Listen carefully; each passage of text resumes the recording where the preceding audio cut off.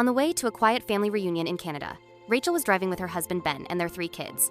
Everything seemed normal until Ben, usually calm and collected, turned pale and whispered, "Turn the car around, now." Without hesitation, she obeyed. That decision saved their lives and destroyed what remained of her relationship with her parent. They pulled off the highway just before the border. Ben didn't explain right away. Only after a long, silent detour down a dirt road did he open the trunk and show her.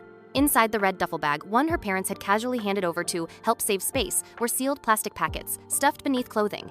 It wasn't vitamins. It wasn't medicine. It was enough illegal product to land them both in prison.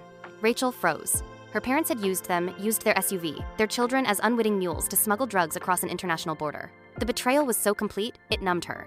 She remembered now how her parents had recently begged for money, claiming they couldn't afford private school for her nephew. She said no, kindly but firmly. Then came the sudden cheeriness. The extra bag request. Their bizarre calm when Rachel and Ben pulled out of the driveway. Now she understood. Rachel and Ben returned the bag silently, placing it inside her parents' home and walking away without a word. But the fallout wasn't over. That night, her mother called pretending everything was normal. When asked about the bag, Rachel simply said, "We dropped it off." Then she drew the line. Don't call again. But her parents wouldn't stop. Days later, they showed up unannounced, claiming confusion, desperation, and not knowing how much she understood. Rachel confronted them. "You put that in our trunk, with your grandchildren in the back seat." Their excuse? "We were desperate. You wouldn't help." The final blow came when her children were picked up from school without her knowledge. Her parents had posed as authorized guardians. At their house, Rachel found a full-blown bribe fest. Toys, cake, expensive gifts, things they never gave before. It wasn't love. It was emotional manipulation. Rachel decided right then, they had to leave. She and Ben moved the family across the country to North Carolina, starting over with no contact, no forwarding address, just peace.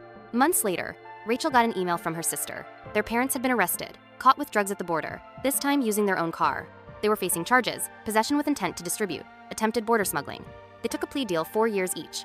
Rachel didn't help. She didn't reply. She didn't flinch. Now, the kids are thriving. Ben sleeps soundly. Rachel no longer translates guilt into silence. The quiet they've found isn't just distance, it's healing. She doesn't regret cutting ties, not one bit. But one question lingers. Did she go too far or not far enough?